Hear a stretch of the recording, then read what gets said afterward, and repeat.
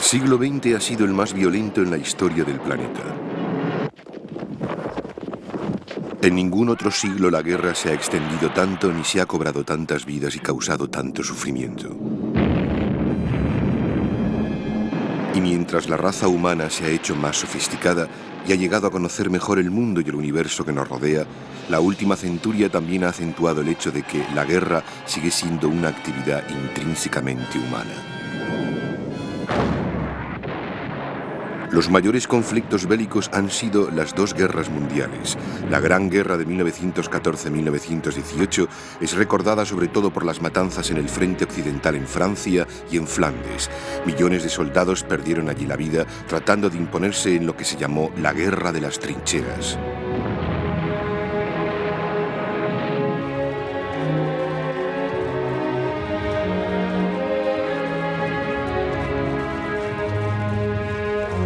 Pero ello no fue posible hasta que el último año de la guerra aparecieron nuevas armas y tácticas. Pero la guerra se libró en otros frentes también. Durante la titánica refriega entre Rusia, Alemania y el Imperio Austrohúngaro, en un frente que abarcó más de 1000 millas desde el Báltico al Mar Negro.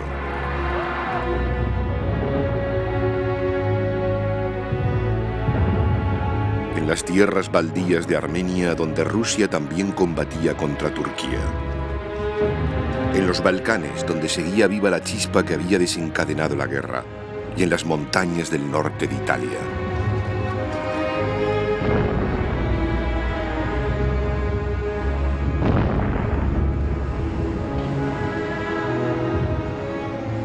La guerra también había llegado a los desiertos de Oriente Medio, a la selva africana e incluso a China.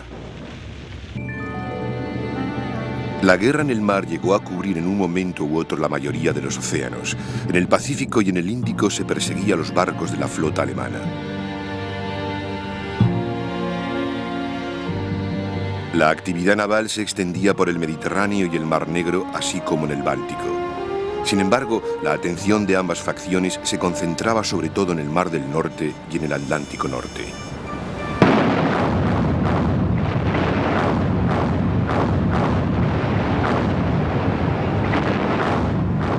La armada inglesa había intentado combatir con la flota alemana y destruirla, pero no lo conseguiría hasta el mes de mayo de 1916, cuando ambas flotas se encontraban en Jutlandia sufriendo numerosas bajas. Tras la batalla, la flota alemana no volvería a hacerse a la mar hasta su rendición al final de la guerra. Pero en 1916 habían aparecido dos nuevas armas navales. La primera fue la mina marina, que destruyó varios barcos, tanto de guerra como mercantes. Y la segunda fue el submarino. Al principio sus objetivos fueron buques de guerra, pero cada vez más, al menos en lo que concernía a los alemanes, fueron utilizados contra buques mercantes, especialmente en el Océano Atlántico. Y para la primavera de 1917 las pérdidas de barcos mercantes británicos eran tantas que se temió que el país padeciese serias hambrunas.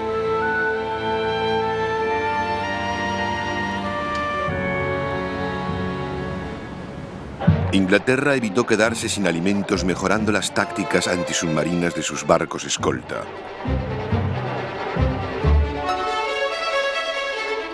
Y en contraposición, el bloqueo naval impuesto por los aliados en Alemania sumió al país en una paulatina hambruna. La población civil iba a sufrir más directamente un nuevo medio de guerra, el aéreo. En 1914 los ejércitos y armadas usaban el avión en misiones de reconocimiento. Pero pronto los aviones tuvieron que luchar para conseguir información, y el resultado fue el caza de reconocimiento, cuyas hazañas, especialmente en el frente occidental, cautivaron la imaginación del mundo.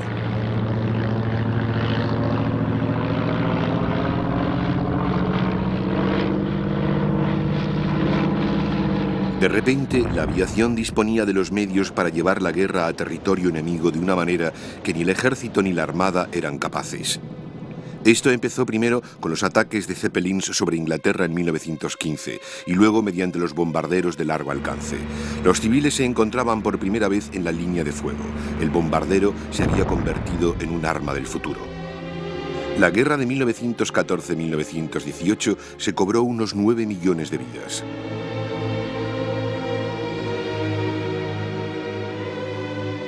Otros 20 millones, debilitados por la falta general de alimentos, murieron durante la epidemia de gripe española que asoló al mundo a finales de 1918. Los horrores de la guerra de 1914-18 hicieron pensar a la humanidad que aquella había sido la guerra que acabaría con todas las guerras.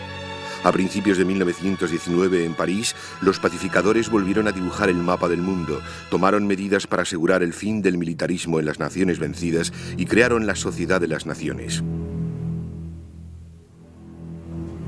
Sin embargo, se estaba plantando la semilla para un nuevo conflicto a nivel europeo. El malestar general permitió que surgieran nuevas ideologías: comunismo, fascismo y nazismo. Estas ideologías iban a provocar 20 años más tarde una nueva guerra mundial de terribles consecuencias.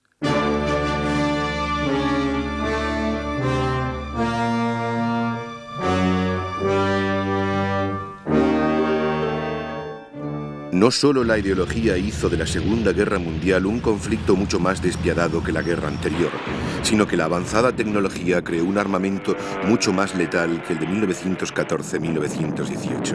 Además, los desarrollos y las comunicaciones hicieron que el ritmo de la guerra en el mar, en tierra y en el aire fuese mucho más rápido.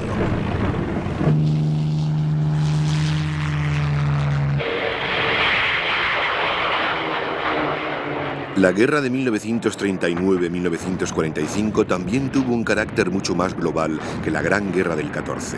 En Europa, al menos a partir de mediados de 1941 y en adelante, el frente oriental dominó la guerra en tierra. La terrible contienda entre dos ideologías rivales llevó el frente de batalla primero hasta las afueras de Moscú y luego, cuando cambiaron las cosas, hacia el oeste, al mismo Berlín.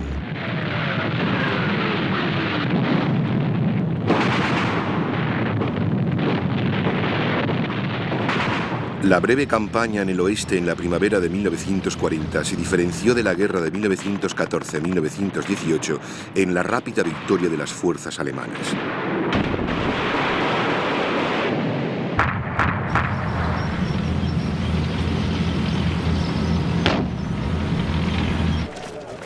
Y toda Europa occidental, junto con Noruega y Dinamarca, cayó bajo el yugo alemán.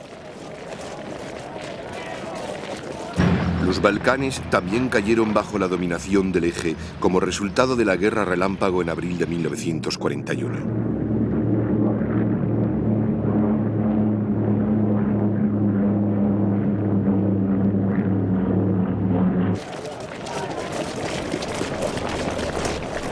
Tanto en estos países como en la Europa del Este y la Rusia occidental surgieron movimientos de resistencia y bandas de partisanos apoyados por Rusia y los aliados occidentales.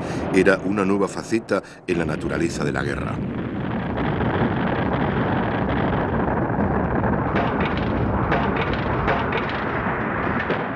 Durante la segunda mitad de la guerra, Italia fue testigo de una campaña demoledora y dura que empezó en el sur y acabó en los Alpes.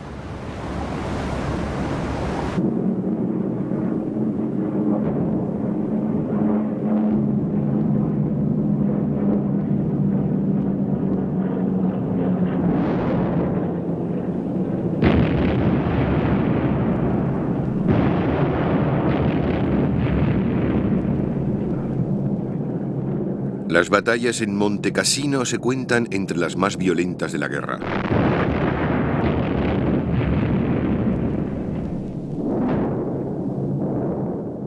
El control del Mediterráneo originó numerosas batallas navales entre Inglaterra y las fuerzas del eje, Alemania e Italia.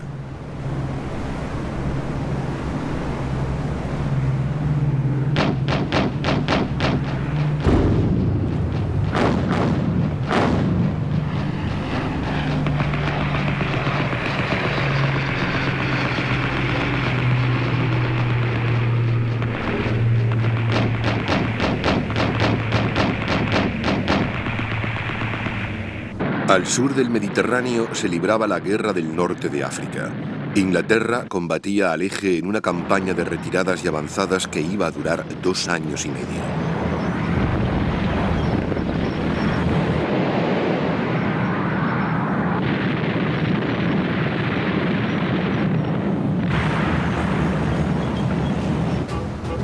Los desembarcos en el noroeste de África en noviembre del 42 supusieron la primera empresa conjunta angloamericana en el teatro europeo.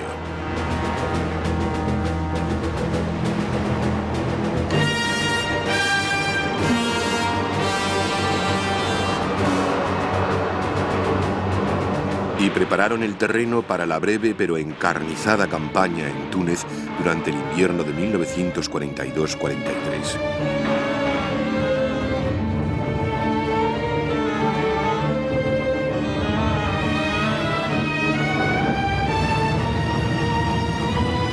El resultado fue la liberación a principios de mayo de 1943 de toda la costa sur del Mediterráneo. Y por fin, los desembarcos en Normandía y el sur de Francia crearon el segundo frente el verano de 1944.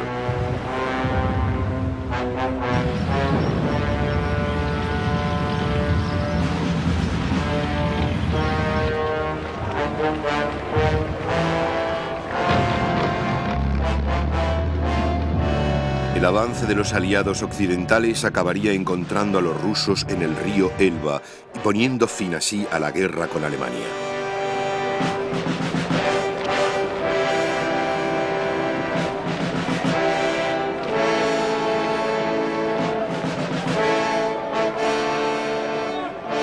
Al mismo tiempo se llevaban a cabo las 2 campañas más largas de la guerra.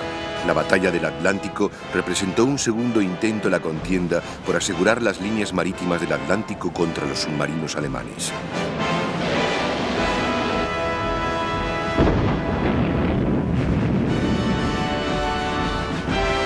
El principal objetivo de los bombardeos fue inutilizar la capacidad bélica alemana mediante ataques nocturnos y diurnos.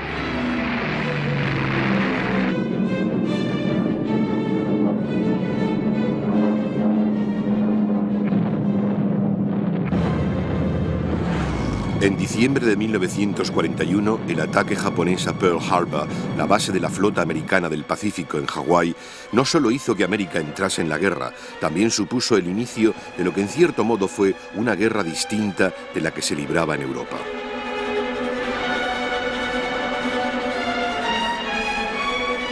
Además, añadió una nueva dimensión a la guerra que tenía lugar en China entre japoneses y chinos y que se remontaba a 1937.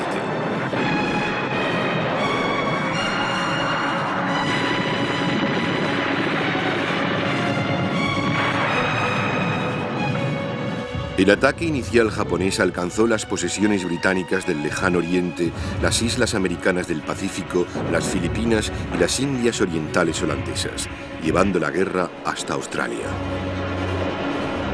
Luego llegó el largo contraataque, que supuso innumerables operaciones anfibias para arrebatarles a los japoneses las islas del Pacífico.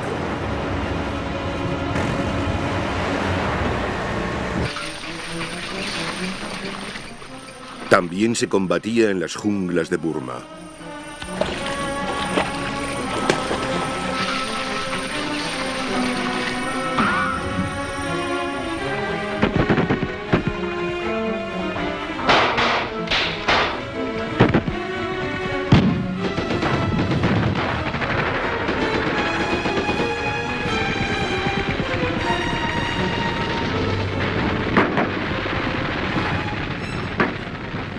Y por fin, en el verano de 1945, los aliados se aproximaban a las costas japonesas.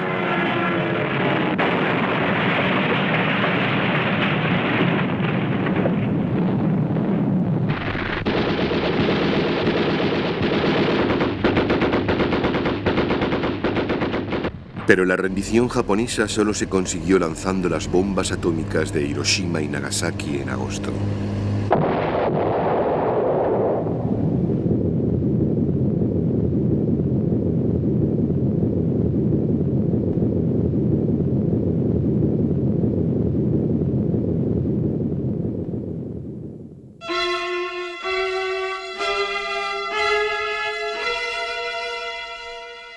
Se proclamaba así una nueva y mucho más terrible forma de guerra.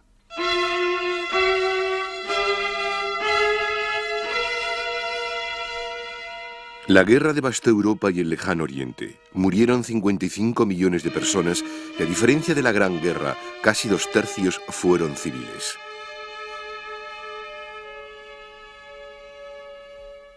Muchos murieron en los campos de concentración nazis, en los campos de trabajo stalinianos y en los campos de internamiento japoneses.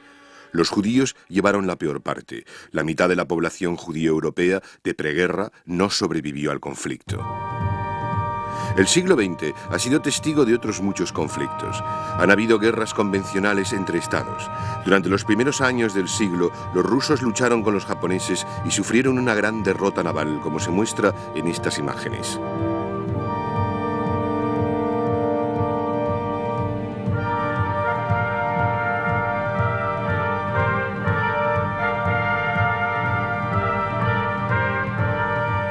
Ello marcó el inicio de los 40 años en que Japón fue una fuerza militar dominante en el mundo.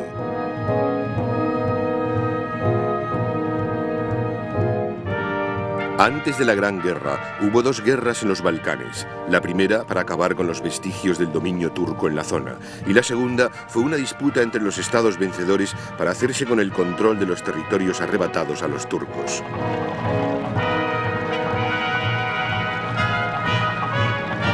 En tiempos recientes y durante los primeros 25 años como Estado independiente, Israel ha librado 4 guerras con sus vecinos árabes.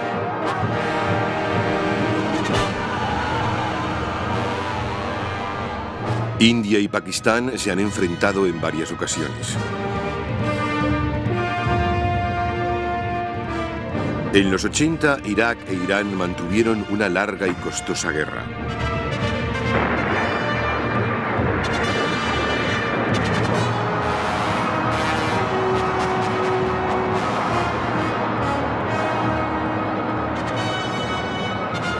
Otra forma de guerra que ha prevalecido en este siglo han sido las guerras de independencia en aquellos países que han tratado de librarse del yugo colonial.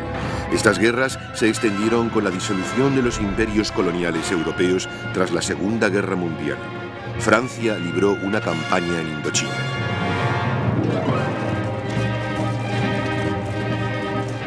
Los británicos sostuvieron una larguísima pugna en Malaya. Portugal trató durante años de conservar Mozambique y Angola.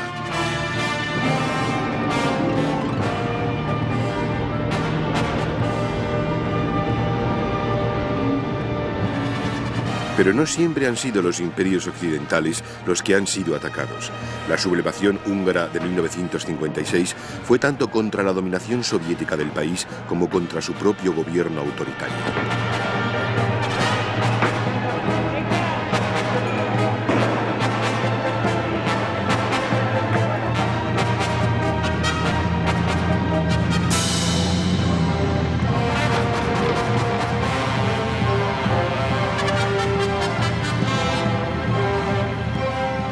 Asimismo, los mujahedín en Afganistán lucharon en los 80 contra las fuerzas soviéticas de ocupación y acabaron forzando su retirada. La historia está llena de guerras civiles, y el siglo XX no se ha librado de lo que a menudo se considera la forma de guerra más brutal. La guerra civil rusa causó indescriptibles sufrimientos.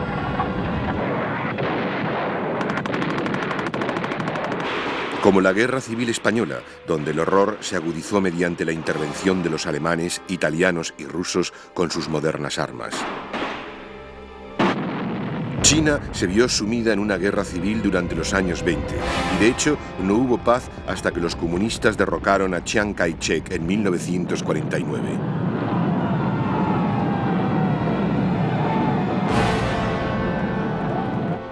Hubo guerra civil en Cuba en los años 50, hasta que Fidel Castro derrocó al presidente Batista.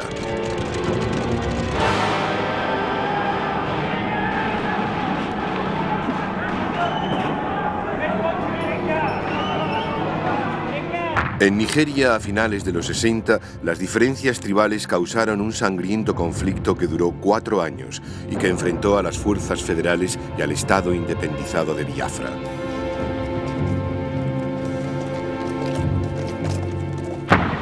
Los últimos 20 años han demostrado claramente lo despiadadas que pueden ser las guerras civiles y lo difícil que es detenerlas antes de que una de las facciones se haya hecho con la victoria absoluta. En Líbano, Beirut quedó reducida a cenizas.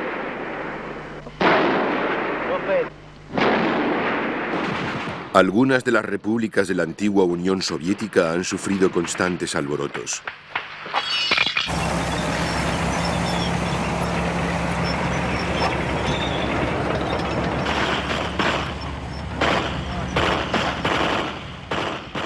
La brutalidad ha sido denominador común de los conflictos en la antigua Yugoslavia.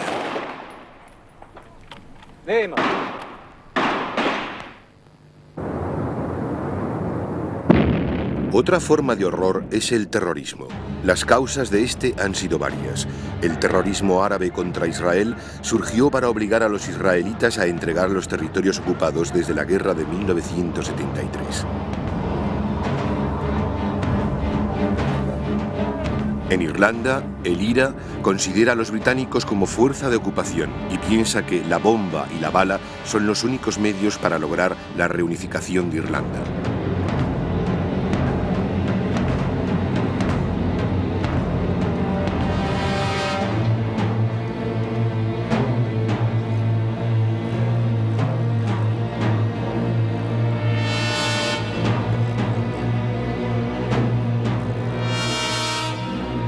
Otros, como las Brigadas Rojas en Italia durante los años 70, han cometido atrocidades por razones ideológicas. Últimamente ha surgido un nuevo tipo de terrorismo, especialmente en Centroamérica, el de los barones de la droga, cuya intención es evitar que los gobiernos interfieran en sus operaciones.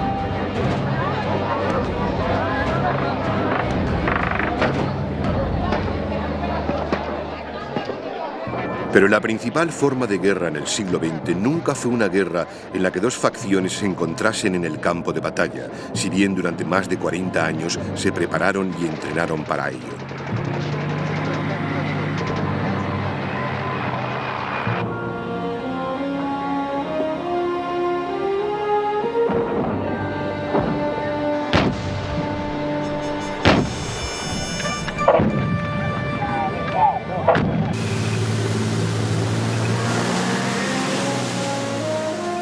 La Guerra Fría empezó casi inmediatamente tras la Guerra Mundial y convirtió a Europa en dos campos armados, la OTAN y el Pacto de Varsovia.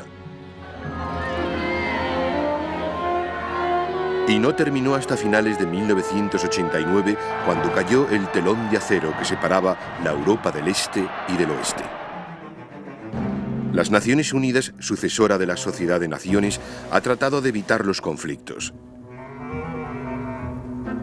Cuando Corea del Norte invadió a sus vecinos del sur en 1950, un destacamento americano de la ONU fue enviado justo a tiempo para evitar la ocupación total de Corea del Sur. Se tuvo que luchar durante 3 años para restaurar la paz.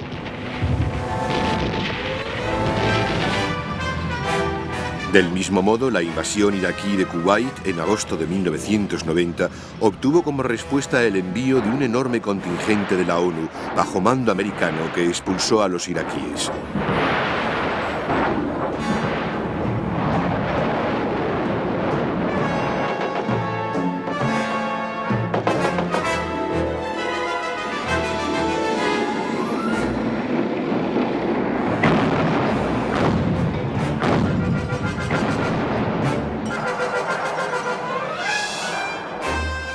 La misión principal de la ONU ha sido pacificadora.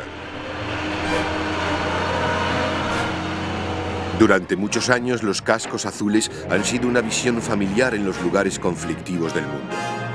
Recientemente, las tropas de la ONU han realizado tareas humanitarias en Somalia y en la antigua Yugoslavia, escoltando convoys con alimentos y evacuando refugiados. Y es posible que estas actividades y tal vez su difícil tarea pacificadora garanticen la existencia de la ONU en el futuro.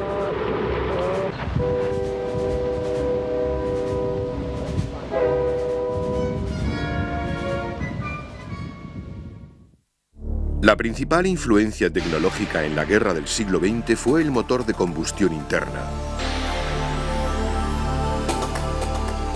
En 1914 los vehículos a motor eran habituales, pero el ejército seguía confiando sobre todo en el caballo y el hombre a pie como fuerza motriz. En ese sentido, no existían muchas diferencias con respecto a las fuerzas napoleónicas de hacía 100 años.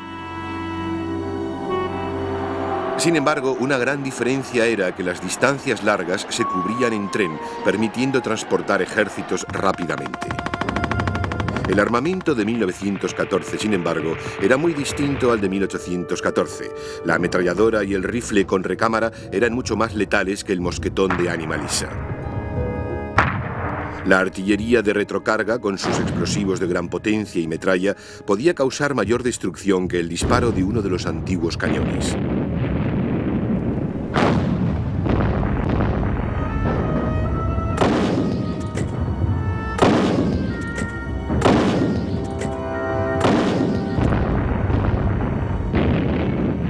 Solo el soldado de caballería con su espada y lanza utilizaba casi las mismas armas que su colega napoleónico.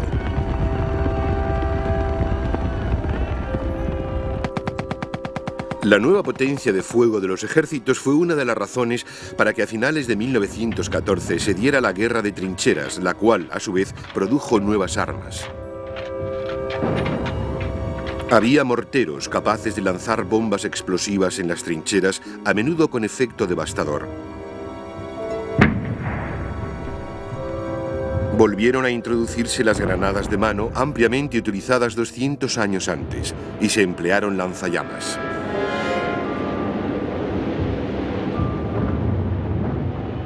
Los intentos de romper el cerco de la guerra de trincheras condujeron al desarrollo del tanque en 1916. Si bien carecía de la velocidad y fiabilidad mecánica necesarias para tener un efecto decisivo en las operaciones, su potencial fue reconocido y desempeñaría una enorme influencia en la guerra en el futuro.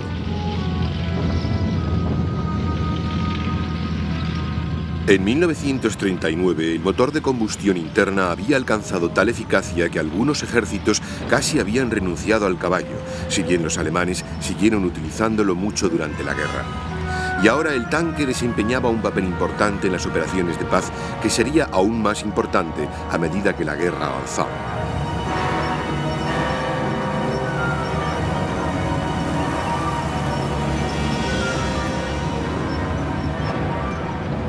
Como contrapartida empezaron a desarrollarse armas antitanque, tanto cañones como lanzacohetes de mano sin retroceso. La guerra mecanizada también llevó a la construcción de cañones automotores.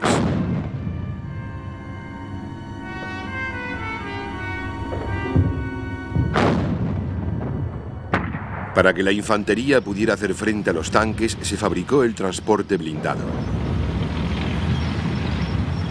Se fabricaron armas de infantería más ligeras, una tendencia que ha continuado desde 1945. Apareció una nueva generación de ametralladoras ligeras, más fáciles de manejar y menos propensas a encasquillarse que las armas de 1914-1918.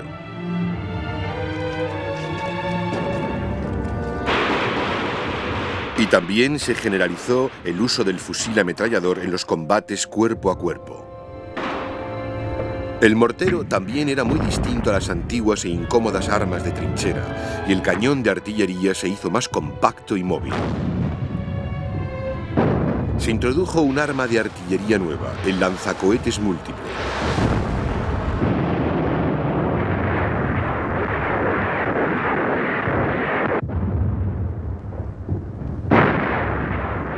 Y que sigue utilizándose hoy en día.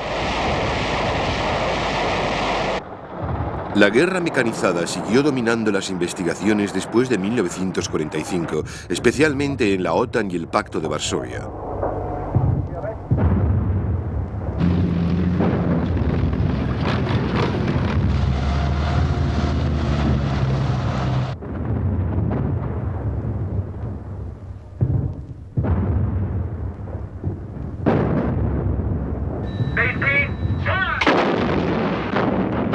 Sin embargo, sería el Oriente Medio el que iba a convertirse en el laboratorio de la guerra mecanizada. Pero hasta 1991 los poderes occidentales no pudieron probar en el campo de batalla sus nuevos y modernos tanques.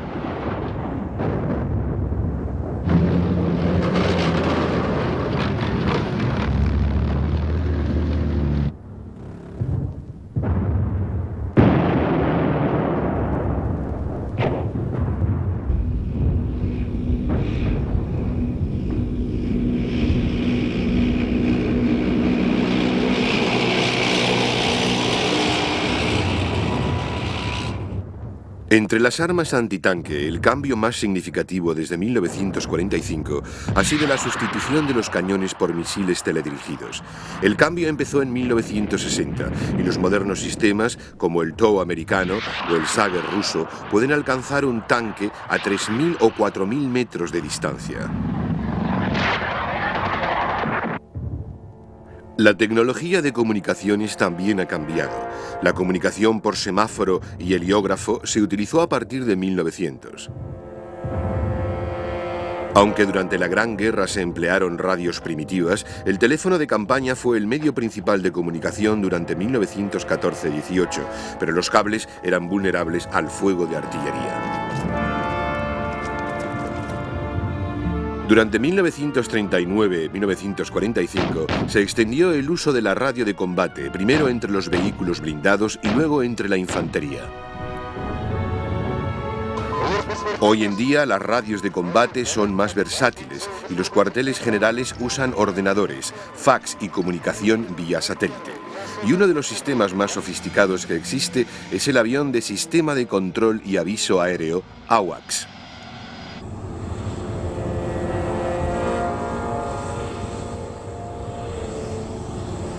Las armadas también han sufrido dramáticos cambios durante los últimos 100 años. A principios de siglo existían tres tipos principales de fuerza naval: el buque de guerra, la flota, construida en torno a este, y el crucero, que protegía a los buques de guerra contra los ataques de lanchas lanzatorpedos.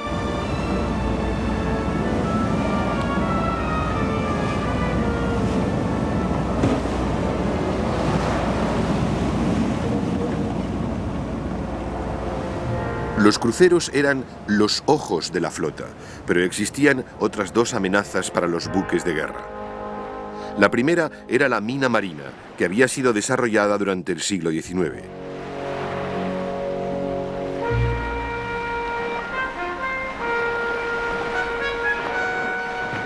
Y la otra era el submarino. El concepto de un buque submarino no era nuevo, pero el primer submarino moderno fue desarrollado por el americano John Holland y entró al servicio de la Marina Americana en 1900. Y en 1914 el submarino se había convertido en una eficaz arma bélica.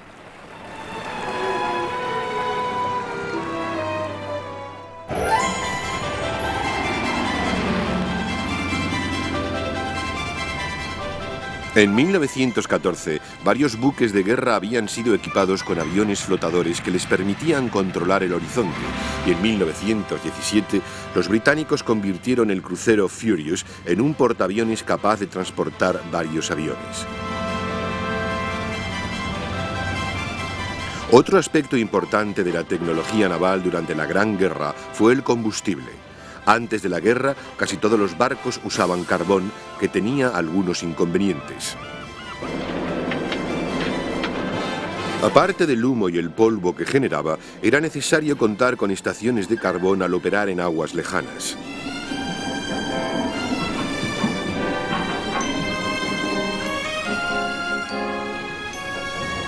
En 1914, y gracias al abundante petróleo disponible en el Golfo Pérsico, los buques de guerra empezaron a cambiar el tipo de combustible, que era más limpio, más manejable y más eficaz. Cuando estalló la guerra en 1939, muchos aspectos navales fueron una repetición de la Primera Gran Guerra.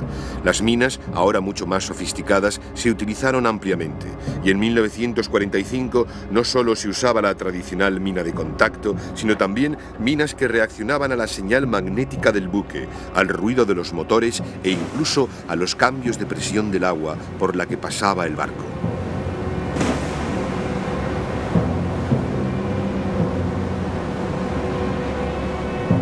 El submarino se convirtió en un arma aún más terrible que durante la Gran Guerra. Sus principales inconvenientes eran su lentitud con respecto a su presa y la necesidad de salir a flote para recargar las baterías al utilizar energía eléctrica bajo el agua.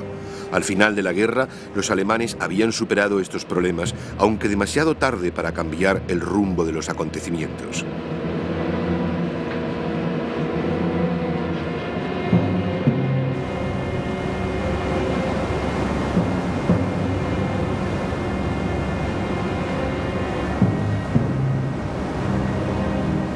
La guerra antisubmarina también se modernizó. El ASDIC y el sonar se usaron para detectar submarinos bajo el agua y las cargas de profundidad se hicieron más letales.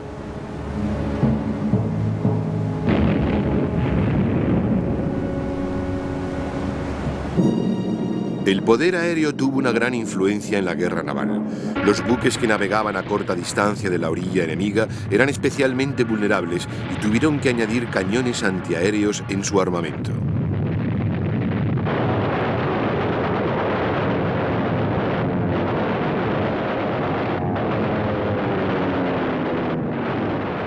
Sin embargo, el portaaviones dominó a partir de la mitad de la guerra. Sus flotas eran capaces de combatir entre ellas a gran distancia, y los buques de guerra perdieron su importancia y se convirtieron cada vez más en fuerzas antiaéreas protectoras de los portaaviones.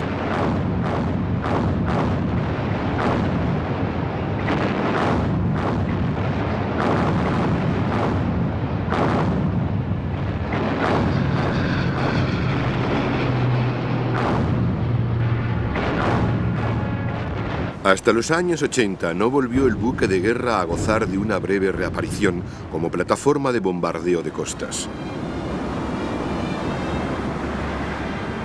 Uno de los aspectos finales de la tecnología naval de la Segunda Guerra Mundial fue el buque anfibio. Muchas operaciones implicaban desembarcos en costas enemigas, pero al principio de la guerra ninguna nación disponía de naves adecuadas para el desembarco. En 1945, los aliados occidentales habían construido una inmensa armada de barcos anfibios especiales.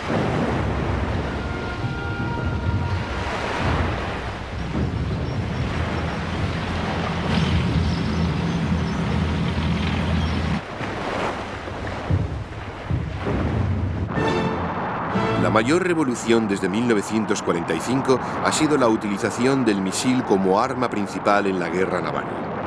Los misiles antibarco pueden lanzarse desde aviones, helicópteros y submarinos y causar enormes daños.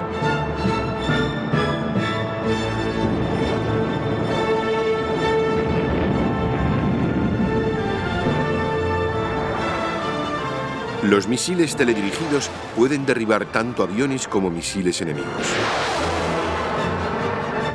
Los dispositivos electrónicos para atacar estos misiles también se han desarrollado. Estos dispositivos, como se muestra aquí, interfieren el radar de control del misil, las bengalas de señales y los reflectores de ondas.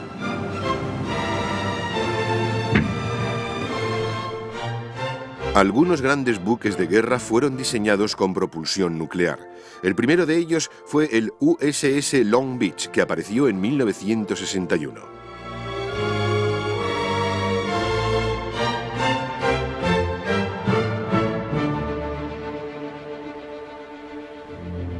La energía nuclear se utiliza sobre todo en submarinos. Estos son de dos tipos, el submarino nuclear balístico SSBN y el cazador asesino SSN. Los submarinos de propulsión nuclear son mucho más rápidos que los tradicionales de energía eléctrica y diésel, que siguen existiendo y tienen una autonomía 10 veces mayor.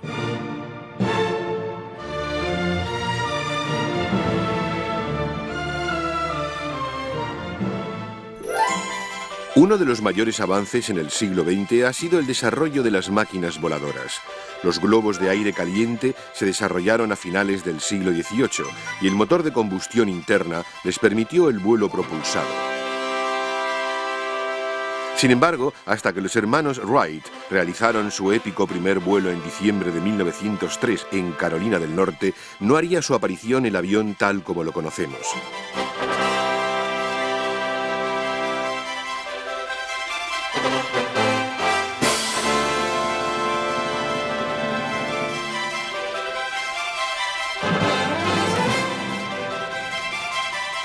Enseguida se percibió el potencial militar del avión y en 1910 muchas naciones lo utilizaban en misiones de reconocimiento.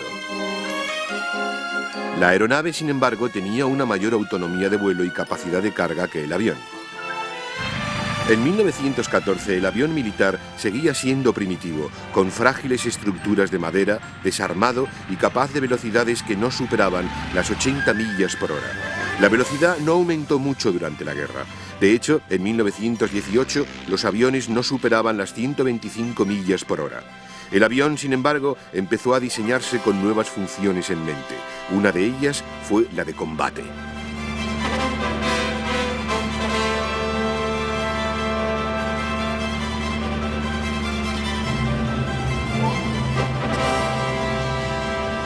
Otra, la misión de reconocimiento fotográfico.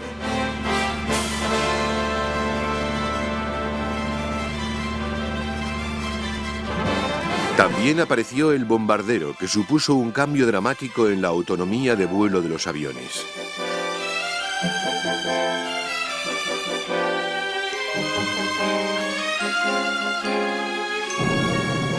En 1915, los Zeppelin llevaron a cabo bombardeos estratégicos al disponer de mayor autonomía de vuelo que el avión. 2 años después, los bombarderos alemanes atacaban Inglaterra.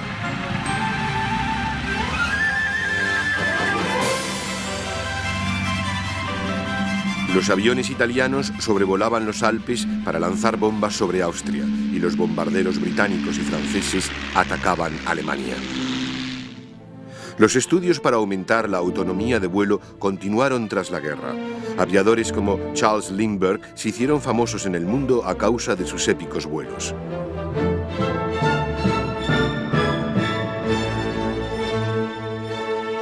Al mismo tiempo, se abrían en todo el mundo nuevas rutas aéreas.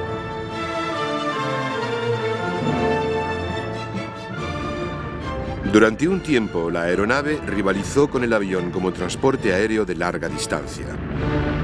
Pero el accidente en 1931 del R-101 inglés en Francia y el desastre que sufrió el von Hindenburg alemán en 1937 hicieron que el mundo dejase de confiar en esta forma de transporte aéreo. La velocidad era importante. Estas imágenes corresponden a la carrera anual del trofeo Schneider para hidroaviones. En 1931 lo ganó el British Supermarine S-6B con una velocidad de 540 km por hora. La experiencia de diseño que brindaron estas competiciones permitió que se desarrollasen los cazas monoplano de estructura metálica de la Segunda Guerra Mundial. Su aparición junto a la del radar, que permitía prever los ataques, hizo que se desestimase la creencia popular de entreguerras de que el avión siempre conseguiría pasar.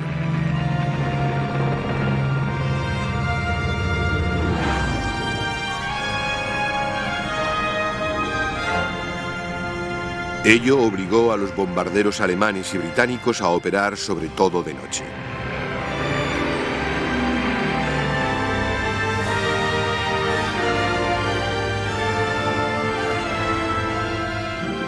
Los americanos, sin embargo, seguían pensando que los bombarderos con armamento pesado podían realizar ataques diurnos con mayor precisión de tiro. pero no pudieron hacerlo sin arriesgarse a sufrir numerosas pérdidas hasta 1944, cuando se introdujeron los cazas de escolta de gran autonomía. A mediados de 1944 aparecieron los primeros aviones a reacción. Sin embargo, el avión más rápido en la guerra no fue un reactor, sino un avión lanzacohetes, el Me-163 Comet alemán, cuya velocidad punta era casi de 1000 kilómetros por hora.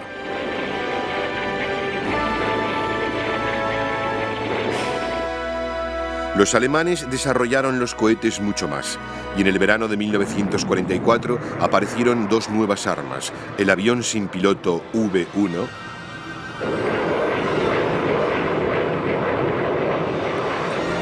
y el cohete V-2.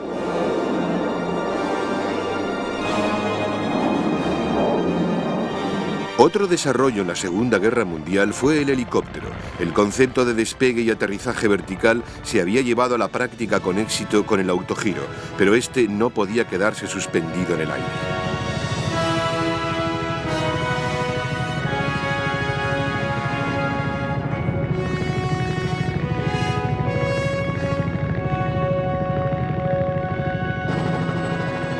Americanos y alemanes fabricaron verdaderos helicópteros durante la guerra, pero su función era limitada.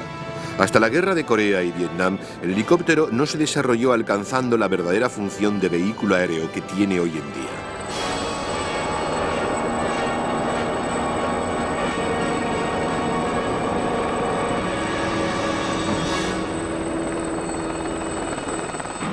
A principios de los años 50, el motor a reacción había sustituido al motor de pistones en los cazas de combate y las primeras acciones de guerra de reactores contra reactores tuvieron lugar en Corea.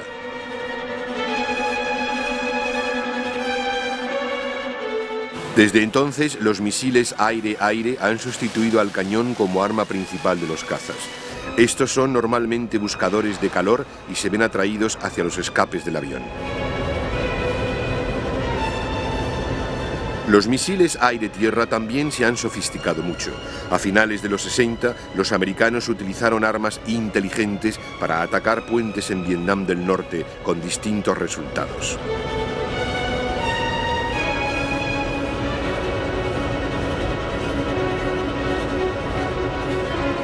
Fue durante la Guerra del Golfo en 1991 cuando realmente demostraron su eficacia acertando en pequeños objetivos. En cuanto a los aviones, destacan tres recientes desarrollos. El primero es el caza de despegue y aterrizaje vertical en la forma del Harrier británico.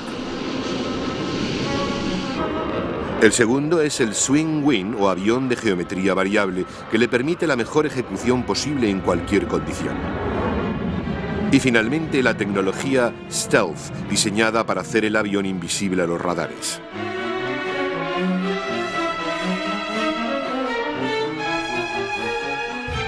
De todas las impresionantes armas desarrolladas este siglo, destacan tres categorías: la química, la biológica y la nuclear.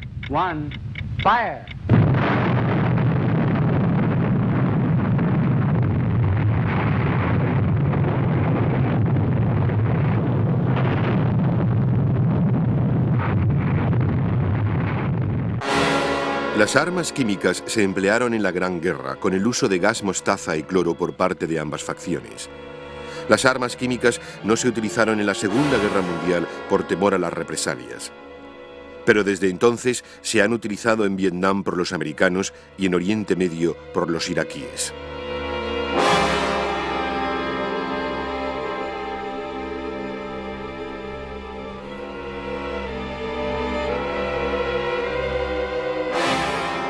Las armas biológicas implican el uso de microorganismos que producen enfermedades. Nunca se han utilizado en la guerra, y sin embargo existen. Una isla escocesa en la que se llevaron a cabo experimentos con anthrax durante la Segunda Guerra Mundial sigue siendo inhabitable. El fantasma de la guerra nuclear dominó los 45 años de la Guerra Fría, y las dos potencias se esforzaron para superarse mutuamente en su armamento nuclear.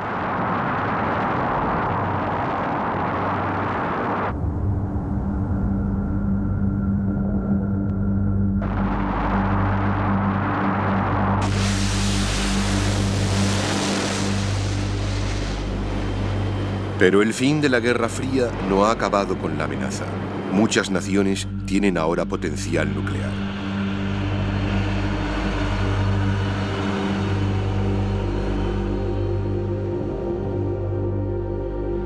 La última década del siglo ha presenciado una nueva forma de guerra, la guerra medioambiental, una gran amenaza para el futuro.